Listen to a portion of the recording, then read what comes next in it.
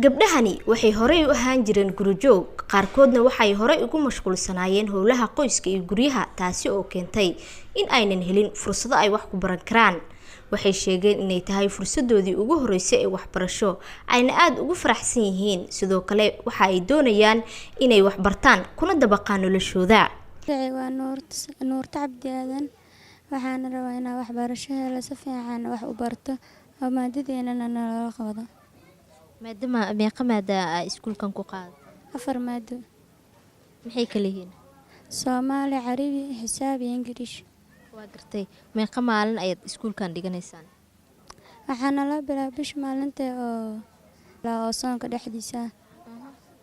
markaan la bilaabay isbuucan dhigan iskuulka fasaxaan la dhah waxaa fureenaa la bish maalinta 8 Iida, taariikhda 8. waa gartay. wax lacag miyaa idin laga qaadaa?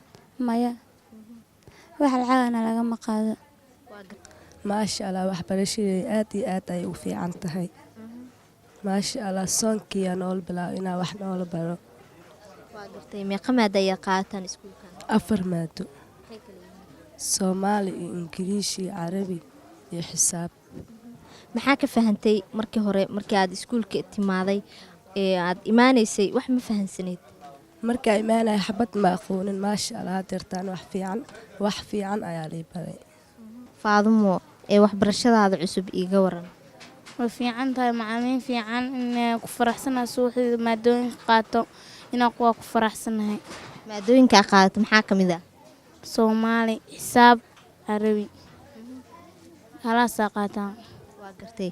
iskuulkan wax lacag miyaad ku dhigataa? maya, lacag kuma dhigto, lacag la-aan. inaan ku faraxsanahay suuxdii maadooyinka qaato inaan macallimiin fiican haysano. waa gartay. meeqa saaca soo gashaa suuxi? 2 saac. sida 4 saac iyo 5 saac iyo 6 saac markii ugu dambaysa ka baxnaa. markaa imaanaysay iyo hadirtaan yaa wax fahmaysaa? hadda wax fahmaa. hadda waa ku faraxsanaa oo ku fiican. gabdhahan oo tiradoodu gaarayso 60 gabdhood ayay hay'adda Warda u fidisay fursad ay wax ku baran karaan, iyadoo loogu deeqay goobihii ay ku baran lahaayeen iyo qalabkii ay wax ku baranayeen. hay'adda Warda oo ka shaqeysa howlaha lagu horumarinayo waxbarashada iyo arrimaha kale ee bulshada ayaa iyaguna sheegay inay xoogga saareen sidii ay u hirgelin lahaayeen mashruucan iyo mashruucyo kale.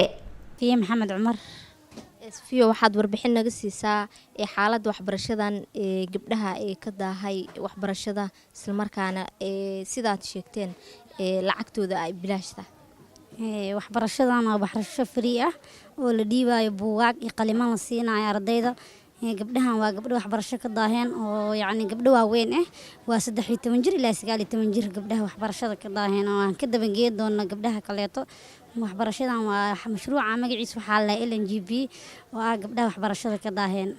waa 60 gabdhood oo danyar ah, isla markaana helay waxbarasho free ah ama bilaasha si ay ugu daba tagaan ama ay u gaaraan asaagooda, isla markaana haysta fursad ay wax ku bartaan. Safiya Ismaan Cabdulle, Shabeelle TV, magaalada Muqdisho.